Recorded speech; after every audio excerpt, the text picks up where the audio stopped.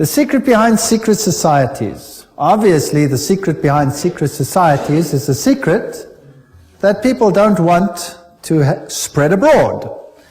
And this particular topic is so serious that I will venture rather to say nothing, very little. But I'd rather let history and the quotes speak for themselves. So it might become tedious to see quote after quote after quote, but the fact of the matter is, then it's not me saying it, it's historic facts being put before you, and then you decide for yourself whether the picture makes sense or whether it doesn't make sense. Revelation 17:4, and the woman was arrayed in purple and scarlet colors, and decked with gold and precious stones and pearls, having the golden cup in her hand, full of abominations and filthiness of her fornication.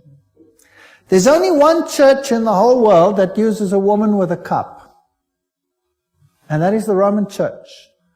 And here is Città del Vaticano, using the woman with the golden cup, and she is called Fides on all their documents. Fides.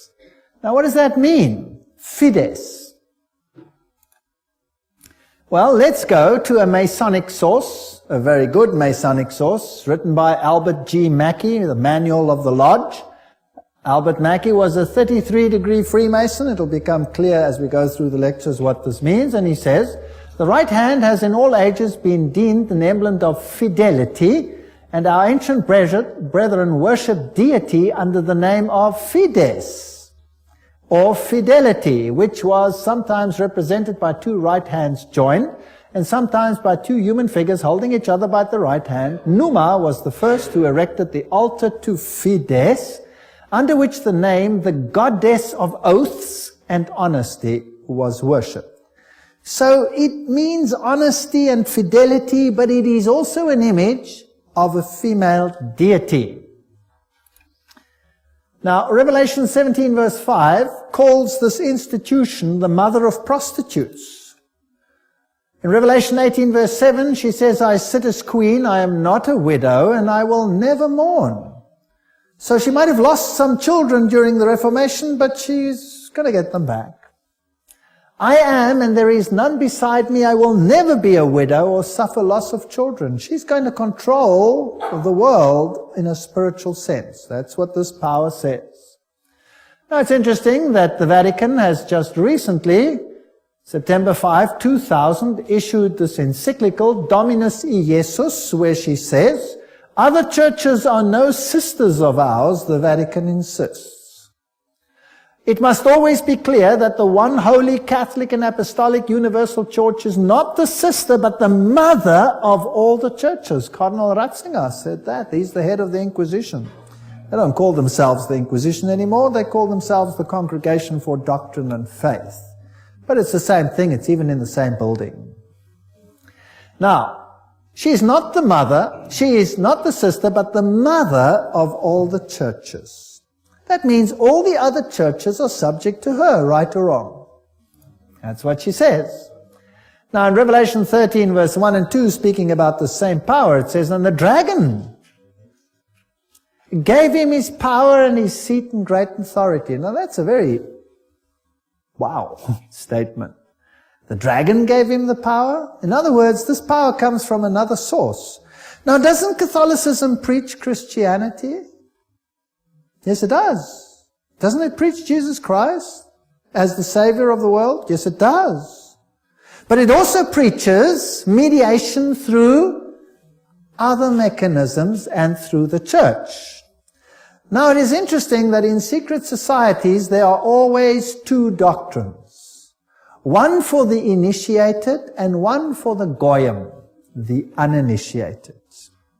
And the Knights Templars had two doctrines. The one was the inside esoteric occult doctrine, and the other one was the exoteric, the one to the outside, and that was Catholicism. So the masses received a religion which the insiders turned on its head. Amongst occult insiders, Lucifer is the true Son of God.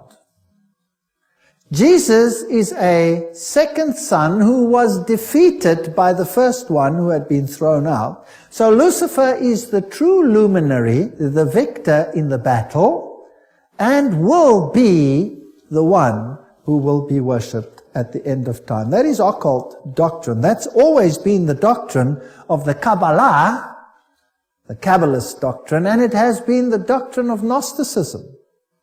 But of course, it's not what the Bible teaches, but then Catholicism doesn't teach what the Bible teaches either. Revelation 17, verses 12 to 14, talks about 10 horns you saw are 10 kings who have not yet received a kingdom, but who for 1 hour will receive authority as kings along with the beast. They have one purpose and will give their power and authority to the beast. And they will make war against the Lamb, but the Lamb will overcome them because he's Lord of Lords and King of Kings, and with him will be his called, chosen, and faithful followers. Now we're going to deal with the whole chapter of Revelation 17 at a later stage. But the kings of the world, here represented by these 10, will give their power to the system, just like in the Middle Ages, and enforce the doctrines on an entire world. Very interesting. This will be this beast from the bottomless pit. Now, Gary H. Carr, in his work En route to global occupation, puts it this way. He says there were the ancient mystery religions, which come from Babylon, and they were pantheistic, of course, which means God is in nature, God is in everything, which in effect makes us God then too. This was inculcated in Kabbalism, was taken over in the Christian era, in what is called Gnosticism. And the Knights Templars were the inner secret core that had the ancient knowledge of the mystics. This was carried further through Rosicrucianism, Freemasonry, and the Illuminati, which, according to Gary Carr, controls Marxism, American European secret societies and political societies, international banking, and the World Council of Churches. Now that sounds very strange. Is the World Council of Churches controlled by Freemasonry? We'll have to look into that in some detail. Then, of course, you have the entire New Age movement, the Theosophical societies, the many cults, and all these things are all controlled by this mechanism to make null and void the doctrine of salvation in Christ alone. That will be the final battle. And in order to achieve this, this woman has concealed herself and has hid herself in a garb of Christianity. And people receive the Goyim doctrine and do not know what the inner core doctrine is. That is quite something. Well, if we look at 1 Chronicles 16 verse 26, for all the gods of the people are idols, but the Lord made the heavens, tells us that idolatry is quite something that's rife on the earth. And Nimrod, the Lord of heaven, Tammuz, the pagan Messiah, and Semiramis, the Queen of heaven, these find their origin in Babylon. And if you go through all the religions that were propagated in Lebanon, Phoenicia, Babylon, Assyria, Greece, Rome, Egypt, India, China, Mexico, Scandinavia, you have only this same picture under different names. Baal, Tammuz, Ashtoreth, El, Bacchus, Astarte, Belus, Tammuz, Rhea, Ishtar, Ninus, Hercules, Beltis, etc., etc. In Egypt, Ra, Osiris, or Horus, Isis, Hathor, India, Vishnu, Krishna, Isi, or Devaki, and so on and so on. Now, Romanism, the Roman Church, has taken this Trinity and made it Father, Mother, Child, which means that they must elevate the female to the point of deity. And we'll see how they did that and how they are doing that with the sanction of the Pope. So the true Trinity and the Roman Catholic Trinity are two different things. For the Goyim, it's Father, Son, and Holy Spirit. For the inner circle, it's Father, Mother, Child, which is none other than Baal, Tammuz, and Ashtoreth, if you want to take it back to those times. Jupiter is the god who is worshipped under Petrus, the rock. And ubi Petri, where Peter is, there is the church. So here's another rock which takes the place of the true rock. Christianity and the secret societies, we could just summarize it as follows. The old Babylonian religion gave rise to Kabbalism. Via the Essenes and others, Gnosticism came into existence, and Gnosticism was founded by Simon Magus. This comes from no other source than History de la Magie and by Eliphas Levi. Wow, that's a high Masonic source. So Gnosticism, founded by Simon Magus. Then this Gnosticism, with its secret doctrine, was eventually, over time, through many intermediary organizations, carried over to the Knights Templars. And the Knights Templars were a group of a Roman Catholic order, if you like, that were set over the temple site to protect it. And they had strong links to Islamic societies, the Ismailis, the Karmatites, the Fatimites, the Druzes, and the Assassins. And these are very, very interesting, and we'll be dealing with them when we talk about the Islamic connection, what the secret societies actually teach. Just like the Templars had two doctrines, one for the Goyim, the uninitiated, and one for the insiders, and the two diametrically opposed to each other, so the secret societies of Islam do exactly the same thing. But that's another lecture. Now the Templars, they had their secret inner information inculcated in the Rosicrucians and the Jesuits. The Jesuits, again, formed and created Freemasonry. And Freemasonry was created as the Protestant arm of the Roman Catholic Church. Unbeknown to them, beguiled, fooled, if you like, into doing the work that Rome wanted them to do, so that Rome could sit in the background while Freemasonry did it for them. And then it wasn't them, it was them. And it was mainly Protestants that were doing it, and not Rome. Very clever. Very, very clever indeed. So now let's have a look at these Knights Templars. Here are some of the representations.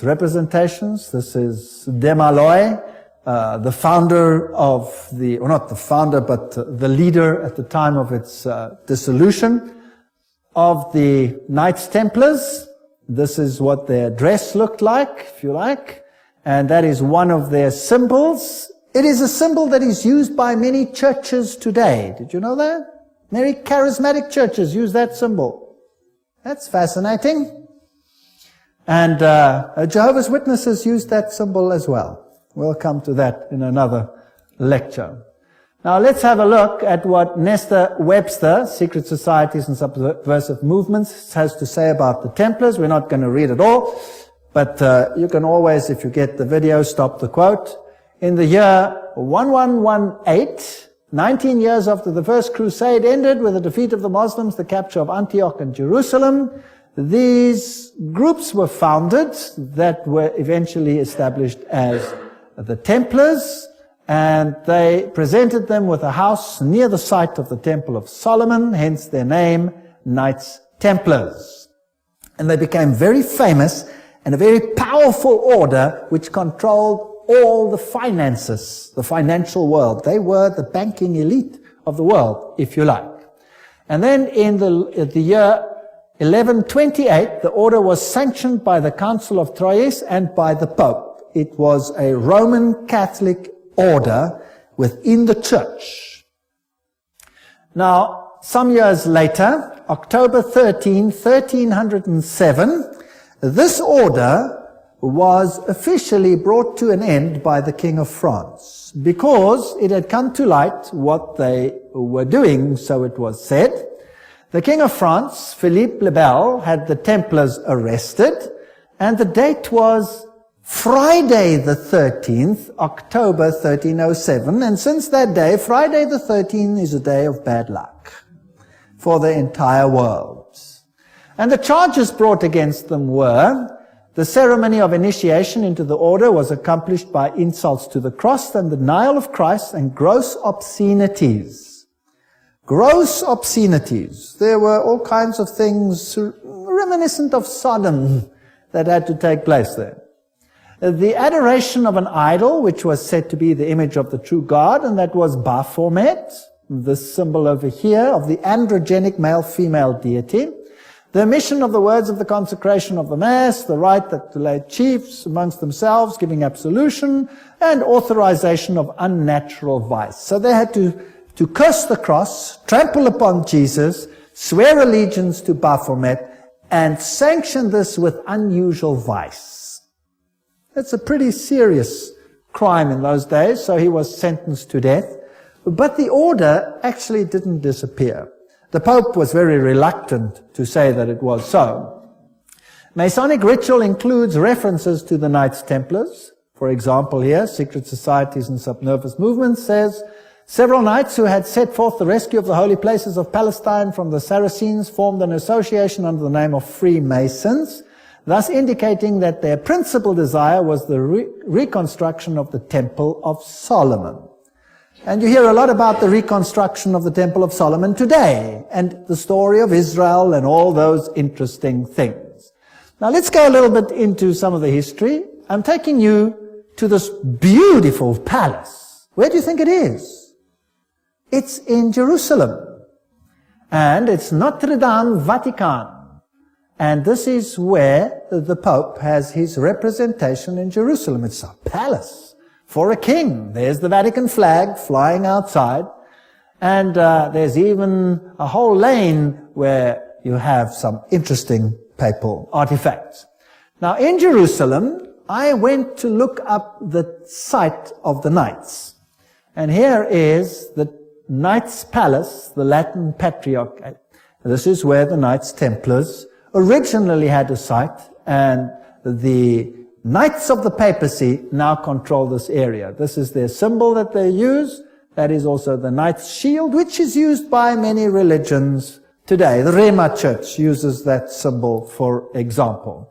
These are the eternal warriors. That is the symbol that they use. There they kiss the Pope or the Patriarch's ring. They are knighted just like knights, and they knight highly prominent bankers and individuals such as that.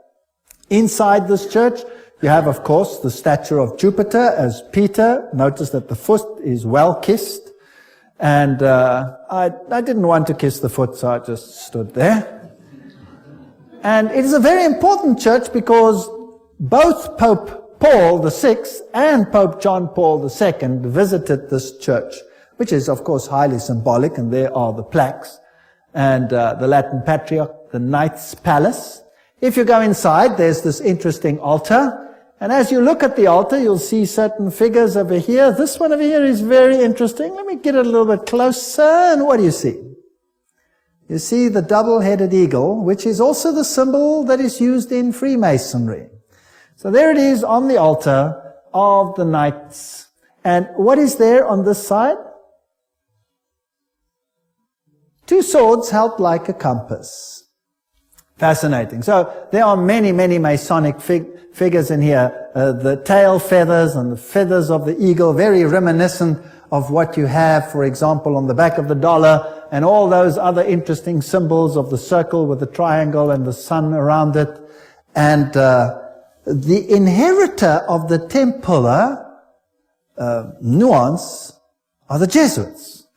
Now the Jesuits, of course, are the ones who behind the scenes control many things. They were founded on the 15th of August, 1534 by Ignatius Loyola and were sanctioned by the Pope on the 27th of September, 1540.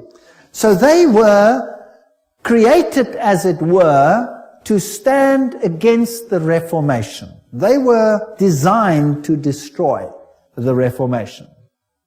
Loyola wanted the order to be champions of Catholic unity, and of course submission to Christ's vicar, the Pope, was absolutely essential. Here you have the institution of Loyola's organization by the Pope on this particular day, and there are some interesting analogies which we will find here. Here, for example, there is considerable analogy between Masonic and Jesuitic degrees. And the Jesuits also tread down the shoe and bear the knee because Ignatius Loyola thus presented himself at Rome and asked for the confirmation of the order. Now, everything I say has a quote attached to it, so don't say I said it. And if anybody wants to get angry about anything that is said, then phone the people that said it and be angry with them. Okay? So this is what they did. And this is what Freemasonry does. So there you have your nice little link. Now, who existed first? Freemasons or the Jesuits? The Jesuits existed first, of course. They were to obey as a corpse, perite a cadaver. The reconstitutions repeat 500 times that one must see Christ in the person of the general. And even if God gave you a dog, you must obey him as though he were Jesus Christ himself. Loyola's statue in a Jesuit retreat, Loyola in vision, the Society of Jesus constituted in the Chapel Notre-Dame, Notre-Dame, 1534, now the Chapel of the Sacred Heart in Paris.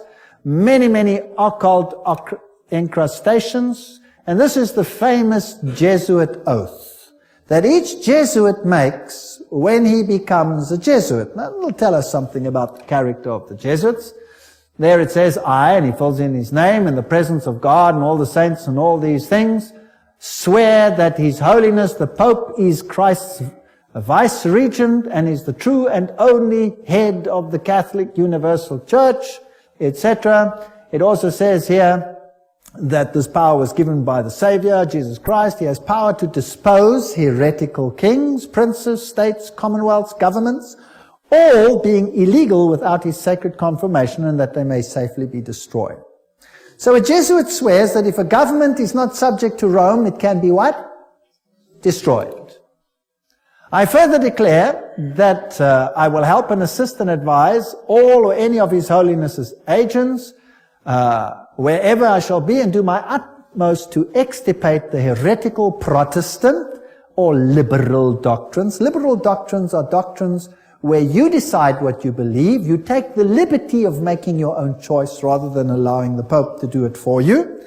And that will be destroyed, and all their pretended powers. And that it doesn't matter where you send me in the world, I will obey. And I promise that I will have no opinion of my own. I will obey like a corpse. And I will make war, secretly or openly, against all heretics, Protestants and liberals, as I am directed to do, to extirpate and exterminate them from the face of the whole earth. I will spare neither sex, age, nor condition, and I will hang, waste, boil, flay, strangle, bury alive these infamous heretics, rip up the stomachs and wombs of their women, crush their infants' heads against the wall in order to annihilate forever their execrable race. That's quite a nice Christian promise, would you agree?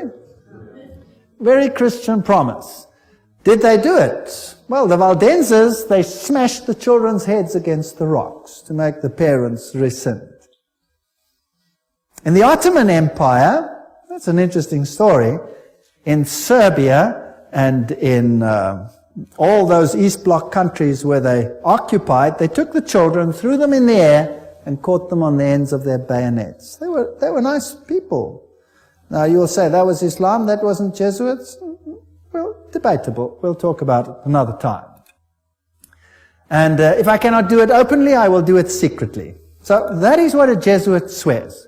This is the famous Pontifical Gregorian University in Rome, the most prestigious Catholic university in the world. The Jesuits, in all their enclaves, have their figures in caves. Now, in paganism, all the deities come out of the cave, and they have the letters IHS, which actually stand for Isis, Horus, Set, which is the Egyptian Trinity. They, of course, say it means Iesus hominum salvator, Jesus the Savior of men, but it doesn't. It means IHS, Isis, Horus, Set. And their symbol is the triangle with the all-seeing eye in it for this deity. They also use the pillar, the stela, if you like. They have the symbol of the triangle with the eye in a circle, which is also the symbol used in the New Age movement. And we saw that Gary Carr says that Freemasonry controls the New Age movement and the Jesuits control the Freemasonry, or created it. This is the University of the Jesuits in Prague. On top of it they have Atlas, not Jesus Christ. If you go to a more modern Jesuit enclave, like this one in Germany, I visited this. I'm quite cheeky sometimes. There I am. And took a picture, and inside they have this picture of Christ. This is not Christ, this is Atlas, holding the world on top of his shoulders, disguised. They have these symbols up against the wall. There, this symbol is the symbol of Hermes. If you take away the cross, then you have the symbol of Isis. This is paganism at its best.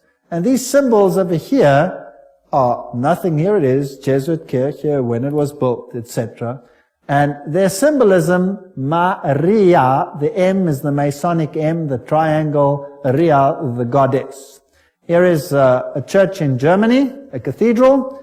Inside you will see this circle with a cross in it, the crossed swords, symbol of all symbols used also in Freemasonry. Now if you go back to ancient Assyria, that was a very prominent cross. It was the Maltese cross. It comes from ancient paganism. They have the symbols of the star over here, two stars, one over the other, or two crosses, one over the other. They have the compass. They have the moon with a disc in it, or a star in it, which is the symbol that Islam uses, for example. They have the solar calendar and the triple crown. All of these are used by the papacy. Upside down crosses represent victory over Christ. Hammers and compasses and sickles. These are symbols that are prevalent in the world. There's Jesus standing above the skull and crossbones, which is a symbol of Jupiter, the god Jupiter, who is a symbol of course, who is Lucifer. Upside down crosses again. This is a very important cathedral in Europe, in Germany, where all the political leaders come together. If you go there, you will have Janus, the two-headed one. And then you have the statue so-called of David. But of course it isn't David, it is the god Pan, because he has a pan flute in his hand. And David didn't play a pan flute.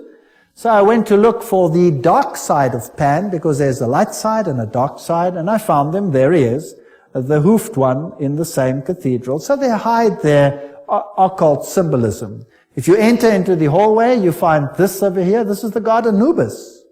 It's got nothing to do with Christianity. There you have him as well. Plus you have the phoenix rising from the ashes. Plus you have the symbol of Jupiter and a whole host of other symbols over there. And in their side chapel, you have all the signs of the zodiac serving the various deities like Mars and Aquarius, etc. And the doorknob is a yin-yang. This has nothing to do with Christianity. They use the symbol of the compass and Jupiter and the PX symbol over there, which you will find in virtually every single Christian denomination upon the face of the earth. The phoenix rising from the ashes, the peacock, all symbols of Lucifer. Here you have the PX with a circle with a dot in it. And you say to yourself, but isn't that a symbol of Christianity? No, this is a symbol of Horus.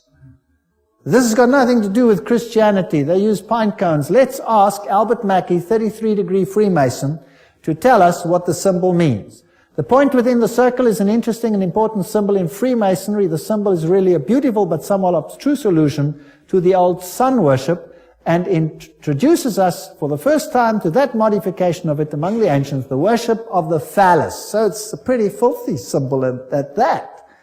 It deals with male organs. Wow. So that comes from the horse's mouth. So that's what it means. Now what's the PX mean? Let's go to the best Masonic source in the world, Morals and Dogma, page 292. And in case you don't believe me, I photocopied it so that you can see it. There you can see the symbol. Can you see that? It is the staff of Osiris. This is straight from the horse's mouth. You can't get a better source than this. This is the highest Freemason who founded the Scottish Rite, 33 higher degrees, and was one. He didn't found them, but he officiated over them.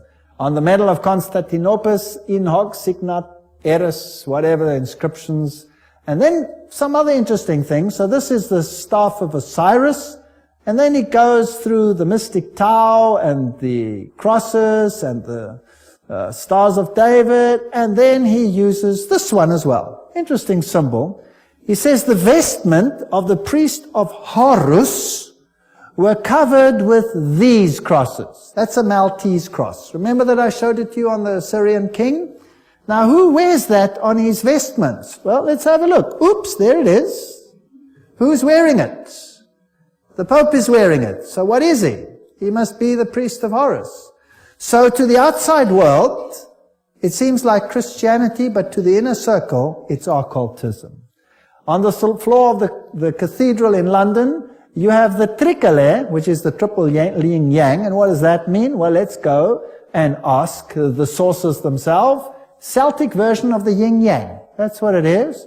The tricole, the sea, good luck, cauldron, Celtic goddess, the goddess of wisdom and witchcraft. Who was enthroned in the French Revolution? Goddess of reason, witchcraft, reason, all these things, same deity. On the floor of the same cathedral, you find the mystic Tau. What does the Tau represent? Let's ask another Mason, Ward.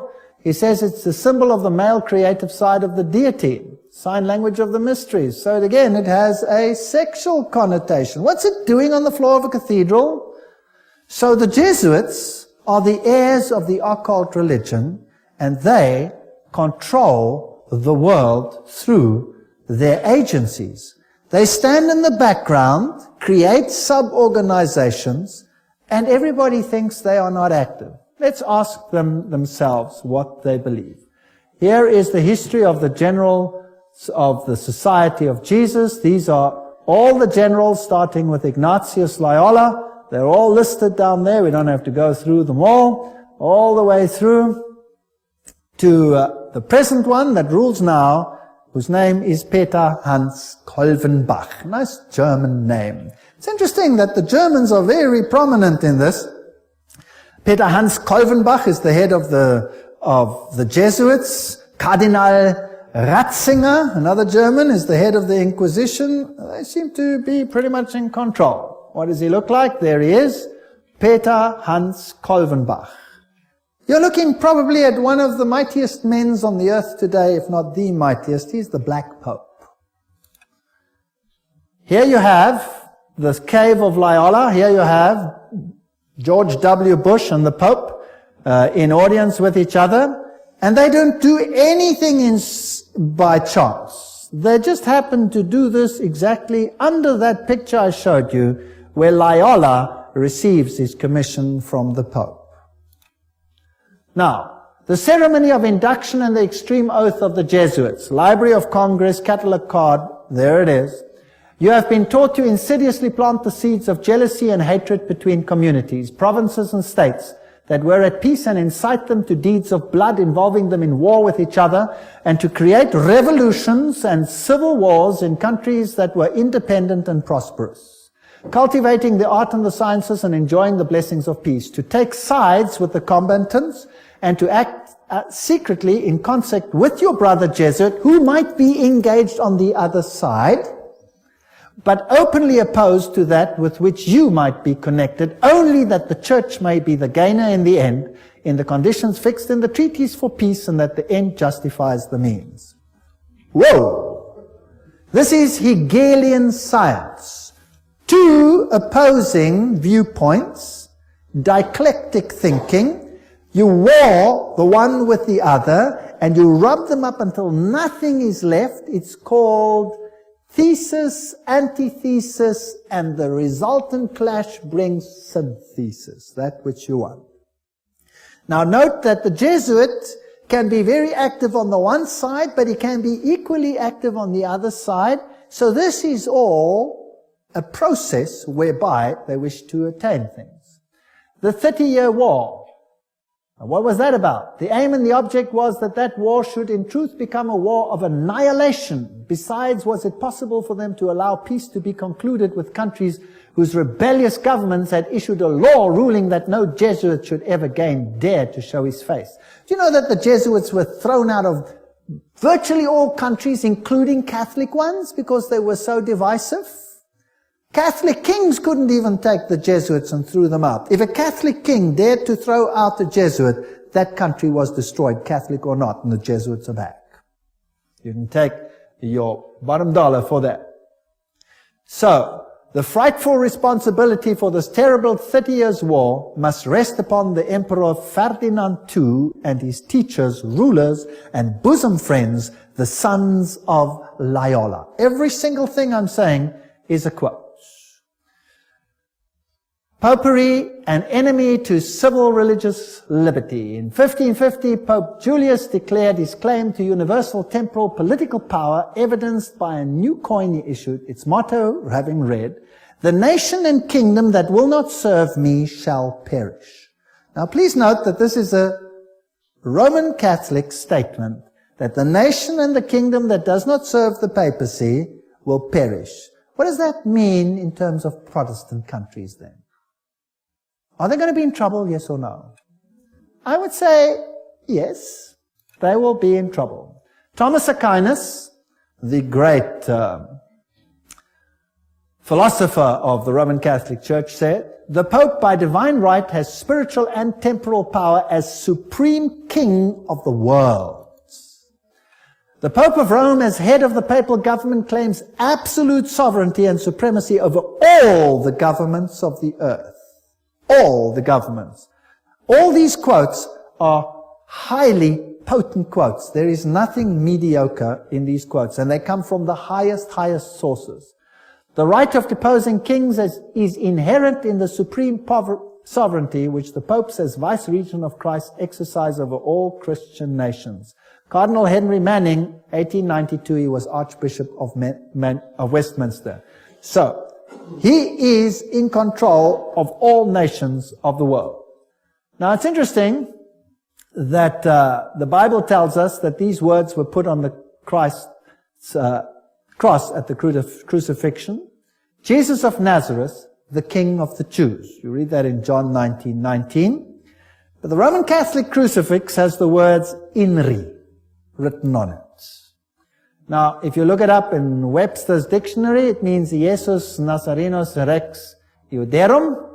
But in the extreme oath of the Jesuits, INRI means something totally different. It means Iustum Necare Reges Impios, which means it is just to exterminate or annihilate impious or heretical kings, governments, or rulers. That's an interesting point. Now, another thing that they want to do is destroy Protestantism. We cherish at the bottom of our hearts this principle that whatever does not unite with us must be annihilated. And we hold ourselves ready to make, as soon as we shall have the means, an energetic application of these principles. Protestantism is already wearing out and sinking to decay.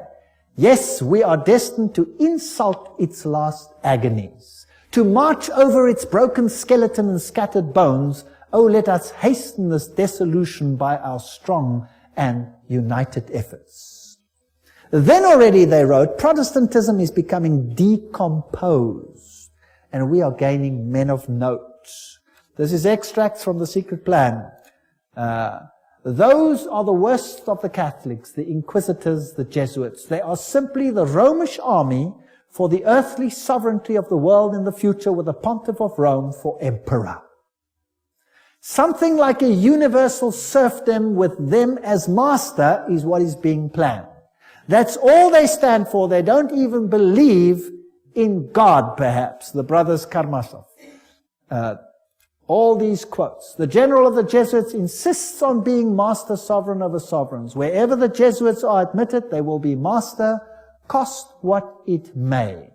The society is by nature dictatorial, and therefore it is the irreconcilable enemy of all constituted authority. 50 Years in the Church of Rome, written by Father Cheniking. Ignatius Loyola says himself, the power of the general will be so unlimited that should he deem it necessary for the honor of God, he shall even be able to send back, or in another direction, those who have come direct from the popes. So this is a powerful order. Friedrich von Hardenberg said, Never before in the course of the world's history has such a society appeared. The old Roman Senate itself did not lay schemes for world domination with greater certainty of success. They want world dominion, with the Pope enthroned as the universal ruler. The Roman Catholic Lafayette said, "It is my opinion that if the liberties of this country, the United States of America, are destroyed, it will be by the subtlety of the Roman Catholic Jesuit priests, for they are the most crafty, dangerous enemies to civil and religious liberty. They have instigated most of the wars of Europe." These are prominent people speaking.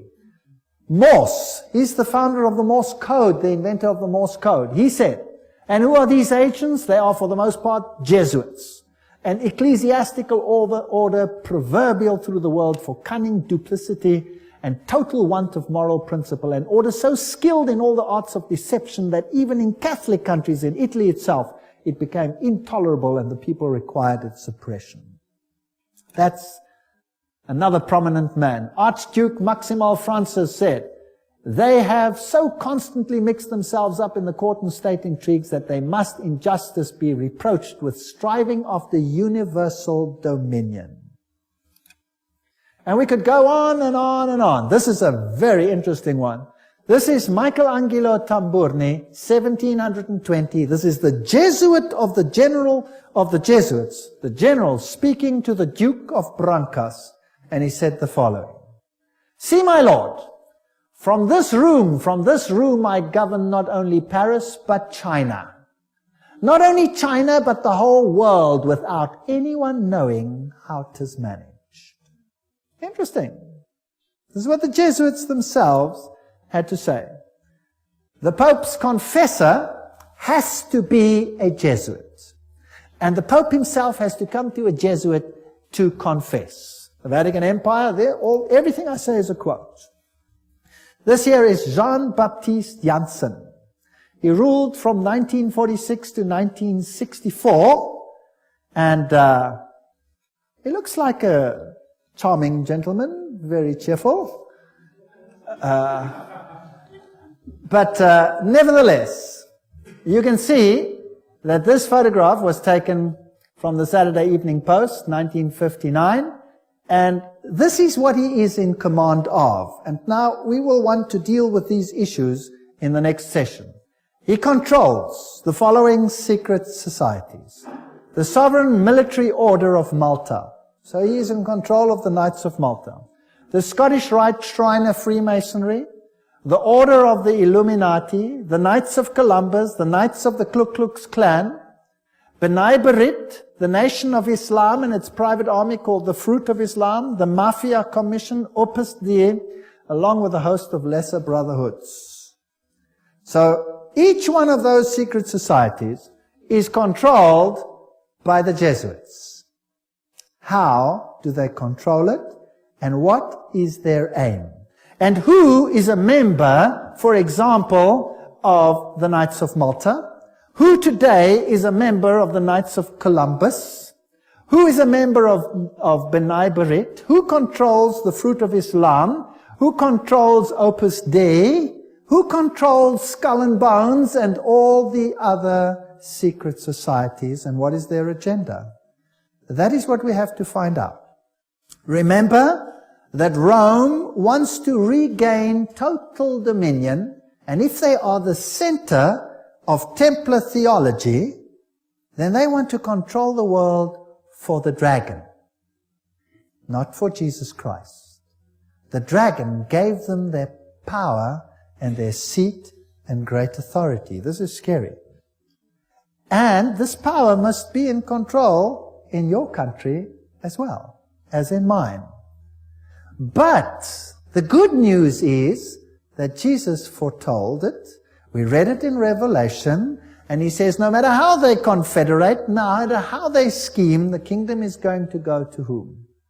It's going to go to Jesus. Jesus wins. So there's nothing to be afraid of, but I will show you these secret societies in the next session, and I will show you who the members are.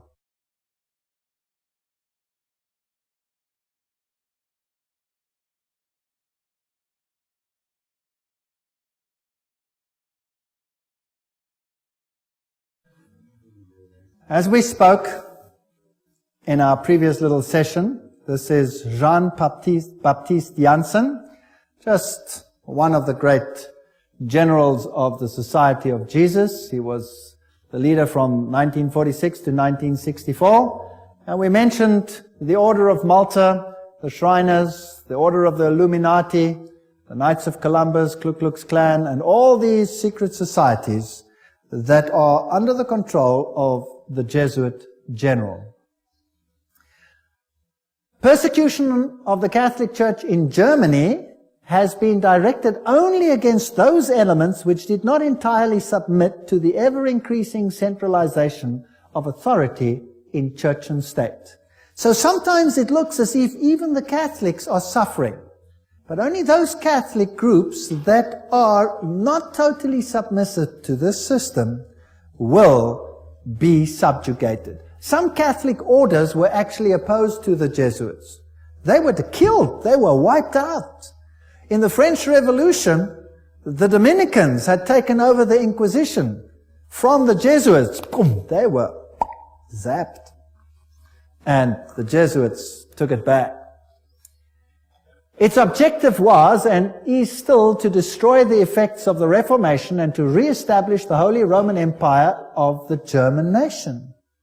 A greater Germany, in other words, must be made again the center of a revived Holy Roman Empire. Leo H. Lehman, 1942, an American historian, said that. Isn't it fascinating that the Russian president, or a Russian president, let me put it that way, and many political leaders have given the assurance that Germany will once again play a greater role in the new Europe today. Isn't it also fascinating that it was a Jesuit priest, Father Stempfler, and not Hitler, who wrote Mein Kampf? In fact, you can read it on Mein Kampf itself. Now, the SS used this symbol of the skull and crossbones. What was that a symbol of? Do you remember? It was the symbol of Jupiter, the god Jupiter, the god of death. It's also the symbol of Osiris, who was the god of death. Anubis is just another form of Osiris. He is the god of death. He's the god of the dead. But Jesus says, I am the God of the living.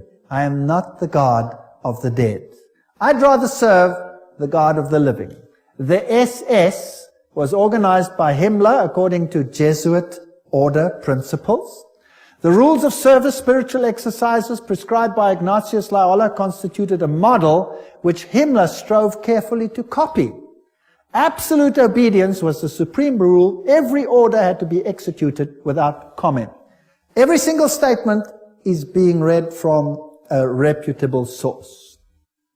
Again, in that wonderful book, The Great Controversy, we get an idea of the Jesuits. Throughout Christendom, Protestantism was menaced by formidable foes. The first triumphs of the Reformation past, Rome summoned new forces hoping to accomplish its destruction. At this time, the order of the Jesuits was created. Notice what this quote says. The most cruel, unscrupulous, and powerful of all the champions of popery. Cut off from every earthly tie and human interest, dead to the claims of natural affection, reason and conscience, wholly silenced. They knew no rule, no tie, but that to their order, and no duty but to extend its power. We don't have to read the whole quote. But they made it their business to destroy Protestantism. The Jesuit order therefore stands before us as the embodiment of a system which aims at temporal political domination. And that over the whole world. You will say to me, surely China will not be subject? Well, we already read a quote by the Jesuit general himself where he says he controls China. Who controls communism? The Jesuits created it, and therefore they controlled it. They practiced it in their South American examples where they practiced it before they instituted it. Very interesting. This is Count von Hernsbruch, 1911, German noble and ex-Jesuit, who says this very thing. At what then do the Jesuits aim? According to them, they seek the greater glory of God, but if you examine the facts, you will find they aim at universal dominion alone. It is they who rule the world. One quote after the other. Moreover, the Pope has thousands of secret agents worldwide. They include the Jesuits, the Knights of Columbus, the Knights of Malta, Opus Dei, and others. The Vatican's intelligence service and its field resources are second to none. Even Dave Hunt, American Baptist historian, says that. So, let's have a look at some of these institutions. Let's have a look at Freemasons. The Grand Design Exposed says, the truth is the Jesuits of Rome have perfected Freemasonry to be their most magnificent and effective tool, accomplishing their purposes among Protestants. Now surely, the members of Freemasonry themselves must be deceived, because if they saw it, they wouldn't do it, right? So actually, the order is being used, and they themselves are deceived. And only within the order, higher up, are those chosen ones who know, and they are controlled by the Jesuits for Rome. Very clever. Very clever. To make Protestantism do what you cannot do openly because you have been fingered by Protestantism as the Antichrist. So this is very interesting. This is a Templar fortress and a church on the island Mallorca, Spain. And there again you have the double-headed eagle, and you can go to virtually any church on that island and you will find the double-headed eagle over the altars of these churches. As I've said, Adam Weishaupt was the father of Jacobinism, and he's the one who is also the founder of the Illuminati. From the Jesuit college at Ingolstadt, it is said to have issued the sect known as the Illuminati of Bavaria, founded by Adam Weishaupt. Its nominal founder, however, seems to have played a subordinate, though conspicuous role in the organization of the sect. You see, again, they use a front and a front and a front. Now, here are two Jesuit generals. This one over here is General Ricci, and this is General Ledochowski. And very interesting, this one over here, 1773 to 1814, he ruled during the order's suppression. Now notice this, the Vatican itself suppressed the Jesuits, between 1773 and 1814. What happened to the Vatican in that time? There was a mortal wound. And the Pope was taken into exile and he died. Isn't that correct? So who gave the mortal wound to the papacy? The own order in the own church. Power struggle. And he created, in his time, the Illuminati was created through Weishaupt, and of course is also the father of modern communism, who with his Jacobins conducted the French Revolution. Years later, Jesuit General Ledochowski with his Bolsheviks conducted the Russian Revolution in 1917, and it's identical to the other revolution. And I will deal with that when I give a lecture on revolutions and wars and dictators later in the series. France's greatest authority on the Jesuits, Edmond Paris, said, the Russian Revolution, by eliminating the Tsar, protector of the Orthodox Church, had it not decapitated the great rival and helped the penetration of the Roman Church? We must strike while the iron is hot. The famous Russicum, Russian College of Rome, is created in 1929, and its clandestine missionaries will take the good news to its schismatic country. 1 century after their expulsion by Tsar Alexander I, the Jesuits will again undertake the conquest of the Slav world. And did the poor Slavic world suffer? They were slaughtered by the millions. History will show what happened there when Stalin, probably one of the greatest mass murderers of all time, did his thing. Frederick the Great, so-called, of Prussia, caused the high degrees of Masonic constitutions of the ancient rite to be revived, And he himself wrote the constitutions under the guide of the Jesuit general. Encyclopedia of Freemasonry, Albert G. Mackey says that himself. Very interesting. And now notice this. This is a source that's unbelievable. This is Isis Unveiled by Blavatsky herself, the author of Secret Doctrine.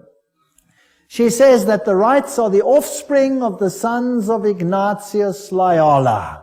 The Scottish Rite and all of these worked under the instructions from the general of the Jesuits. So who controls Freemasonry? The Jesuits, there's no doubt about it. Here, we have confirmed the induction of the Knights Templar Mason into the councils of the said order of knighthood, and hoping and confiding that he will ever be so demean himself as to conduct to the glory of IHS, the most holy and almighty God, and to the honor of the mark we do recommend. There's a ritual in Freemasonry which is totally Jesuit. So the Jesuits control Freemasonry. Here's a Freemason temple, if you like. It's in Oklahoma. There is IHS. This is a Freemason temple. It's a lodge. There is IHS in it. There are still old ladies, male and female, about the country who will tell you with grim gravity that if you trace up Masonry through all its orders till you come to the grand tip-top head Mason of the world, you will discover that the dread individual and the chief of the Society of Jesus are one and the same person. James Patron, American historian. There are many that say these things. Knights of Malta. The Freemasons are in the foreground, while the Jesuits and the Knights of Malta are in the background. The Jesuits control even the Knights of Malta. Now, who are they? Well, they are headquartered in Rome, these Knights. They used to be on an island, but besides that, they used to be a military order. They are still a military order. They are Knights. They control the banking of the world, the industry of military complexes of the world. They oversee Chase Manhattan Bank with all its branches. They rule all the intelligence communities, the KGB, the CIA, and all of these things to restore the Dark Ages. Everything I'm saying is a quote. I'm saying nothing. Don't accuse me of saying anything. I'm just reading. Who are they? Well, here's the head of the Knights of Malta at the moment in America. Well, he's dead now. This is Francis Joseph Cardinal Spellman, Cardinals of New York. And their headquarters is St. Patrick's Cathedral, the diocese of the Archbishop of New York. There are the various ones. Here's Terence Cardinal Cook. Then was Cardinal O'Connor, and currently Cardinal Archbishop of New York, Edward M. Egan. Now let's have a look who the members of the Knights of Malta are. That should be interesting. Some past, some present. General Alavena, George Anderson, Angleton, Azru, Bertie, Bobs, Bonaparte. Does that name ring a bell? Borges, Bradley, Brady, Pat Buchanan. Does that name ring a bell? James Buckley, Prescott Bush. Does that ring a bell? Frank Capra, William Casey, does that ring a bell? CIA, Cisnero, Cooks, Coughlin, Loach, Giscard d'Estaing, does that ring a bell? President of France, Bill Donovan, Alan Dulles, Avery Dulles, Edward Egan, that's of course the Cardinal himself, Franz Egon, John Farrell, Flanagan, Flynn, Gelly, Galen, Gorman, Grace, General Alexander Haig, does that ring a bell? Otto von Habsburg, wow. Conrad Hilton, Heinrich Himmler, he was Knights of Malta. J. Edgar Hoover, FBI, CIA fame. Joseph Kennedy, Ted Kennedy, Larkin, Lehman, Lorenza, Luce, Henry Luce, founder of all the great magazines and Time magazine and all of them. Great publishing magnate, MacDonald, Manhattan, you name them, all of them, O'Neill, Otis, Franz von Papen, the legate who worked with Adolf Hitler, Perón, Rocco, the list goes on and on and on, Frank Shakespeare, Martin Shea, even Frank Sinatra was a Knight of Malta, for interest's sake. So there are prominent men who are Knights of Malta. Now what about the Knights of Columbus? The founder of the Knights of Columbus is Father Michael McGivney. He lived a very short time, then he died. He was very young. He died at the age of 38. There is their emblem, and this is their official home webpage. You can just take it straight off, and you can see something fascinating. What is that? Hello? Do you remember what it is? A little bundle of rods that you also found in the French Revolution, right there in the Manifest of Human Rights. What is it? Fasciae. And they've got a wreath around them. What does that mean? All power in one man. Who will that man be? Who do the Knights of Columbus, founded by a Roman Catholic priest, want to see the power vested in? The Pope, of course. The Knights of Columbus, founded at New Haven, Connecticut, 1882. Then it was already considered 300,000 strong. Only Roman Catholics are eligible. It is initiative to service in 4 degrees. It's the heart and soul of politics. You cannot get into politics if you don't have the stamp of approval of these guys. The fact is well known to political machines and non-Catholic politicians whose candidates must receive the approval of Rome and the Knights before they dare nominate them for either dog pound or presidency. The Knights of Columbus' principal business is politics, a Jesuitical politics. A menace to the nations, Jeremiah Crowley, there's the quote. These are serious accusations. There they are, with their fasciae, which will become clearer as we go on, and we can see where we are heading. For today, Rome considers listen to this. Today, Rome considers the fascist regime the nearest to its dogmas and interests. We have not merely the Reverend Jesuit Father Coughlin praising Mussolini's Italy as a Christian democracy, but their official magazine, which is Civiltà Cattolica, this is the official Jesuit magazine, says, this is the house organ of the Jesuits, says, fascism is the regime that corresponds most closely to the concepts of the Church of Rome. This is scary. Have you noticed lately that there is more and more control? Have you noticed some of these things? Have you noticed that you are being treated more and more like someone who has to bow 20,000 times before the powers? And there is the organization Opus Dei. Is a semi-secret religious lay order with paramount objective is total support of the papacy. And these people walk around with clamps that tear into their flesh so that they have constant pain with every movement to remind them of their obligation. And they have high members, like presidents, for example, of Portugal is an Opus Dei member. Then we have the Skull and Bones organization. And who are they? Well, they have this interesting skull and bones. What does it represent? You know that by now. Jupiter. And they have the number 322. If you look up Genesis chapter 3, verse 22, you will find, now man has become like one of us, knowing good and evil, raising man to the level of deity. This is Yale University, the place where they are. Now let's consult one of the greatest authorities on skull and bones. That is Anthony Sutton. Let's ask him who he is. Educated at the Universities of London, Göttingen, California, former research fellow at the Hoover Institute, Stanford University, as well as economics professor of California State University. He had the guts to speak out and write a book, and it cost him dearly. But nevertheless, let's quote him. There is the book. Anthony Sutton, America's Secret Establishment, an Introduction to the Order of Skull and Bones. So that I don't say it, let's quote it.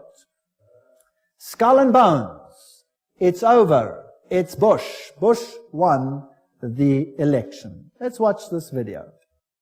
Yale University, the scions of America's first families confess their sexual exploits from a gruesome coffin. In a smoke-filled room, a handful of power brokers manipulate the global economy. These are the purported activities of some of America's secret societies, groups with names like Bilderberg, Skull and Bones, and the Trilateral Commission. The Skull and Bones Society is founded in 1832 by 15 seniors at Yale University in New Haven, Connecticut. They establish a secret society with rules and rituals that remain unchanged to this day. The Skull and Bones initiation ceremony is said to be held in April in the tomb's basement. One distinguished member serves as master of ceremonies. Once enrobed, he is known as Uncle Toby. The shortest senior is appointed Little Devil and dons a satanic costume. A bonesman with a deep voice is dressed as Don Quixote. Another is dressed as the college's founder, Elihu Yale. Still another is given papal vestments. It would all be funny if it weren't for the fact that among the former bonesmen are 3 presidents: William Howard Taft, George Bush, George W. Bush, numerous senators and ambassadors, industrialists like William Whitney, CIA agents, State Department officials, and publishing magnate Henry Luce. Absolute secrecy is also required. In his 1999 autobiography, George W. Bush devotes just one sentence to his membership in Skull and Bones. Quote, "My senior year, I joined Skull and Bones, a secret society so secret, I can't say anything more." The secrecy, according to some researchers, is there to protect the fact that Skull and Bones funnels its initiates into positions of power and influence. The best-known bonesman is ex-President George Bush, who, according to tradition, is supposed to avoid admitting he's a member. Mr. President, are you a member of Skull and Bones? American Journal got a similar response when we recently asked George Bush Jr., the governor of Texas, about his membership. Does it still exist? I mean, the thing is so secret, I'm not even sure it still exists. Okay, so you'll see that George W. Bush is a member. They lie in a coffin. They bow down before a papal figure, swear allegiance. They do all kinds of weird sexual things in a coffin, which I'm not going to explain what they do here. It's pretty vile. And these are the presidents of the most powerful countries in the world, and they belong to secret societies such as this. Now, we're soon to have an election, and here is the German newspaper, Financial Times, Deutschland, February 2004, which confirms that Kerry, the opposition leader who is going to stand against George W. Bush, is also a member of Skull and Bones. So really, what's the point in voting if both of them belong to the same camp? What these people believe and what they are all about, we will have to see in one of the next lectures. The order, what it is and how it began. Those on the inside know it as the order. Others have known it for more than 150 years as Chapter 322 of a German secret society. That is very important. In fact, this was discovered when they broke in and stole some of the papers at that institution. It is officially known as the Russell Trust of 1856, or as the Brotherhood of Death, because they serve the god of death, who happens to be Anubis, if you like, Osiris, if you like, or Jupiter. The American chapter of the German order was founded in 1833 at Yale University by General William Huntington Russell, and Taft, the only man to be both President and Chief Justice of the United States. Interesting. Now, the German order, what does this actually mean? The Illuminati had its origin at the University of Ingolstadt, and recruits were from the student Inkorps. Of course, they had to be students with high connections, sons of very high insiders. The order had its origin in Yale in 1833, but Skull and Bones is a chapter of a German secret society. So, which organization does it represent? Active members have enough influence to push their sons and relatives into the order, and there's significant intermarriage amongst the families, and they fall into major categories, 2 major categories. We find the old line American families, Second, families who occupy great wealth. When he's initiated into the order, he says, tonight he will die to the world and be born again into the order, as he will henceforth refer to it. The order is a world unto itself, in which he will have a new name, and 14 new blood brothers also with new names. Now there's also a British chapter which was established at Oxford University and All Souls College, and the British element is called the Group. So the Skull and Bones is not the only one. You have the Group, and then you have a European order as well. So the Group links to the Jewish equivalent through the Rothschilds, the Inner Circle, and so there is a worldwide secret organization which has the highest individual in industry, government, all facets of life. And they actually are the most prominent rulers in the world today. And if they are a chapter of a German society, then they are the Illuminati. And George W. Bush said that there are 1,000 points of light illuminating the world at the moment. It's interesting that the order writes many constitutions. The members write constitutions. For example, Archibald MacLeish, who is a member of Skull and Bones, or was, he wrote the constitution of UNESCO. Now we're going to have to deal with UNESCO and find out what it's about. Churches, the Union Theological Seminary is under the control of Skull and Bones. A very interesting seminary. We'll deal with these in more detail in another lecture. Major establishment of law firms, communications and industry, the Federal Reserve, and all of these are controlled by the order. This is how Chapter 322 operates.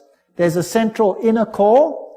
Notice that this is actually the all-seeing eye, the wedge of the eye, but that's something else.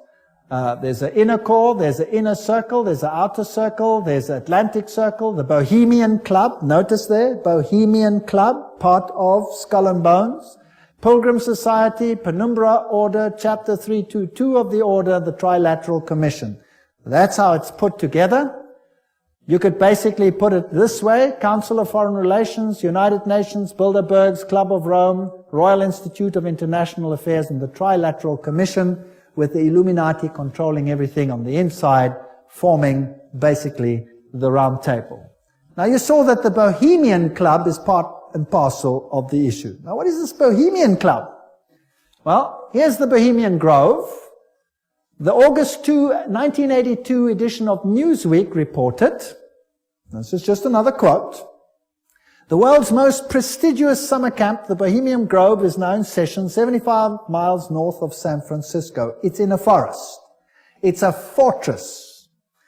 But strangely, even fortresses can be breached, and one enterprising journalist managed to sneak in. The fiercely guarded 2,000 acre retreat is the country's extension of San Francisco's all-male, ultra-exclusive Bohemian Club, to which every Republican president since Herbert Hoover have belonged. This is just a quote. This is the Bohemian Grove ceremony, which was photographed or videotaped, very darkly, of course, very secretly, by one journalist, which caused a major furor. Now you can see very little in this light, so I'll explain to you what's happening there. In this forest, the men appear naked. Naked. They have to walk around naked. In fact, some members have left the society because they're tired of walking around naked. Now imagine every president of the United States has been a member of the Bohemian Grove. And just imagine. The priests are dressed in vestments, papal vestments, and they pay homage to an owl, because the owl sees in darkness. It has illumination.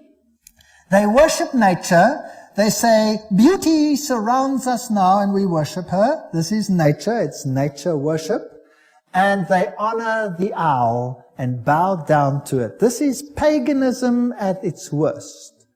There are other rituals which I do not want to talk about that happen between all these naked men. And if you read your Bibles, you will find that those who worshipped in the groves were called the perverted ones. They were people of high position and were amongst the highest of society. And periodically a good king came along and cleaned up. But then they always came back into power. This is nature worship. This is pan worship. This is Luciferian worship.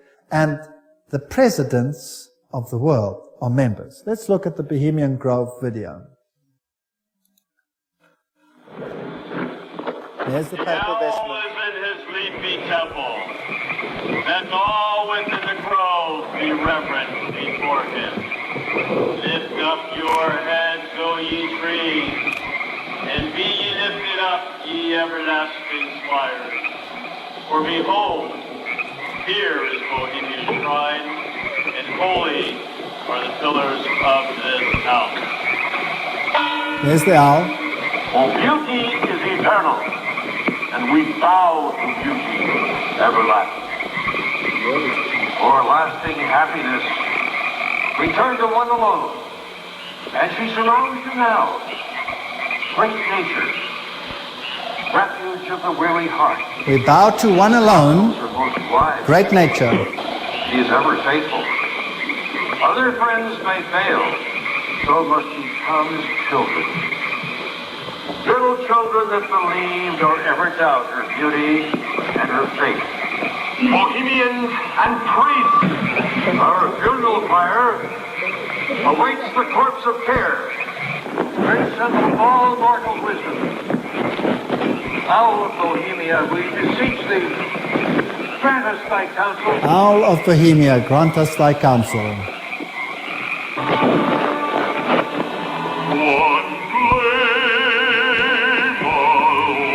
Well, that's just a part of the ritual, which shows that it is nature worship. It is condemned in the Bible, and yet, who are the members? Let's continue. This is an article in Mother Jones, August 1981, volume 6, page 28, and reports who the prominent members were. For example, George P. Schultz, Stephen Batchelor, Gerald Ford, Henry Kissinger, William Buckley. Can you imagine them all walking around naked, worshipping a stupid owl? I mean, that's so pathetic. Fred Hartley, Griffin, Haywood, Coors, Teller, Ronald Reagan, Clausen, George Bush, William French Smith, etc., etc., etc. It is pathetic. Modus operandi of the order. The activities of the order are directed towards changing our society, changing the world, to bring about a new world order. This will be a planned order with heavily restricted individual freedom. That's fascism. And I will show you the papal encyclicals that will make your hair stand on edge as to what is going to happen all over the world. And believe me, I live in a country where it's being implemented. And you can see it happening every single day. It is scary. But you don't have to be afraid if you know why it's happening. If you do not know why it is happening, you will despair, and there are thousands who are putting bullets through their head because they cannot tolerate it. 4,000 farmers driven off the land and murdered in my country alone. They lose everything. They lose hope. They put bullets through their heads. They wipe out their entire families because it's better for them to die than to live with it. And you know what? You give a lecture like this and you show what's behind it and why it's behind it, and guess what? They get hope. Because they see it's not just them and not something they don't understand. Once they start understanding the bigger picture, they gain hope. And they say, wow, so it's not really the end for us, because this is simply the sign that Jesus is coming soon. And there will be a better kingdom. Let us give our lives to Jesus Christ, because this world has nothing to offer. And they get hope. So far than being negative, they conceive a lecture like this, for example, as positive. And it has an amazing effect on countries where this is being implemented this very day. No constitutional protection if you go against it. They control education. I'll show you how in the lectures. Money, law, politics, economy, history, psychology, philanthropy, medicine, religion, media. There is nothing that they do not control. And remember, they are neither left nor are they right. So if there are right-wing parties and left-wing parties, they control them what? Both. That's the Hegelian principle. That's Hegelian logic. Remember that both Marx and Hitler, the extremes of left and right, presented as textbook enemies, evolved out of the same philosophical system, Hegelianism. I'm quoting from one of the greatest researchers in this field. That brings screams of intellectual anguish from Marxists and Nazis. Remember that the Jesuits were told that they must serve on this side and the other side. Remember that? And create conflict between the sides. This conflict of opposites is essential to bring about the change that they want. Today, this process can be identified in the literature of the Trilateral Commission, for example, where change is promoted under conflict management. Have you heard that name before? Right, conflict is essential. The state is absolute. So the state must have total control. That means the people must relinquish their rights to the state. Do you see that happening in the United States at the moment? Absolutely. So the state requires complete obedience. An individual does not exist for himself in these so-called organic systems, but only to perform a role in the operation of the state. That's exactly what it was like under Nazism. Here's Hegel. The two, Hegel and Kant, are the philosophers behind the system. I was stunned. I was in Europe 4 weeks ago, in Germany, and the leaders, the presidents of Germany, went down and put down wreaths in front of these people's graves and said, their philosophy has made the new Europe possible. They honored them. What a terrible, I would almost say satanic, well, why not just say it, philosophy. The Illuminati principle that the end justifies the means is also the principle of the group and the order, which is skull and bones. That means you can do anything, no matter how dastardly, as long as you achieve your aim. There's an outer circle, an inner core, all of these. Council of Foreign Relations is the outer circle, Trilateral Commission, all of those. Trilateral Commission was founded by David Rockefeller, comprises 200 members worldwide. The Bundy operation, activism towards a new world, global order. George W. Bush, who was a member of Skull and Bones, remember, says that it's a big idea, a new world order where diverse nations are drawn together in a common cause.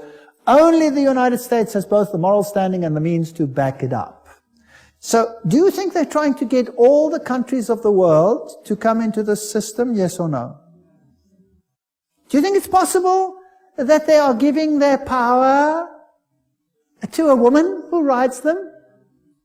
Does it look like it? Who controls them? The Jesuits. And who do the Jesuits say all power must be under? The Pope. Isn't that correct? All right. So who do you think would clamor for a new world order more than anyone else? Maybe the Pope. Wouldn't that be interesting? Well, here he is. New international order urged for the sake of peace. When? January 3, 2004. His whole New Year's speech was dedicated to asking for the implementation of the New World Order. Vatican City, January 1, 2004. John Paul II started the new year by insisting that peace is possible and thus a duty, and he called for a new international order. CNN, what did that have to say? Pope calls for a new world order. Thursday, January 1, 2004. Vatican City, Pope John Paul rang in the new year on Thursday with a renewed call for peace in the Middle East and Africa and the creation of a new world order based on respect for the dignity of man and equality amongst nations. What did he say? This year, Pope John Paul directed his thoughts to the continuing conflict around the globe, but he stressed that to bring about peace, there needs to be a new respect for international law and the creation of a new international order based on the goals of the United Nations. He called for an order that is able to give adequate solutions to today's problems based on the dignity of the human being. This is human rights. On an integral development of society, on solidarity amongst nations, rich and poor, on the sharing of resources and the extraordinary results of scientific and technical process. You know, sharing of resources. Have you heard of that before? Well, there's another term for it. It's called redistribution of wealth. Have you heard of that before? Right. Now let me redefine that for you. To redistribute wealth means to take the wealth from the one who has it and give it to one who has not got it. Is that correct? Now if you do that, which nations of the world will be hardest hit? The Catholic ones or the Protestant ones? The Protestant ones are the rich nations. Everywhere you can draw a line.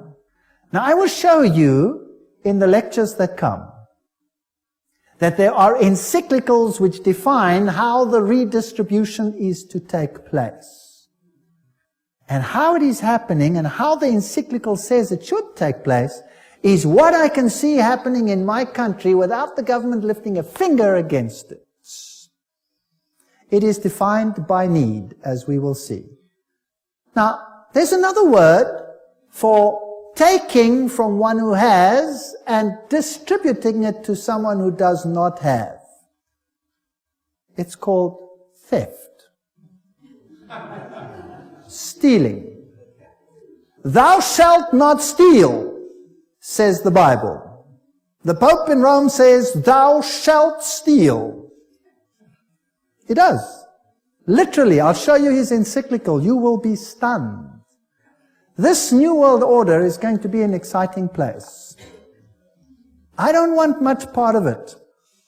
Fortunately, my God says, my kingdom is not of this world.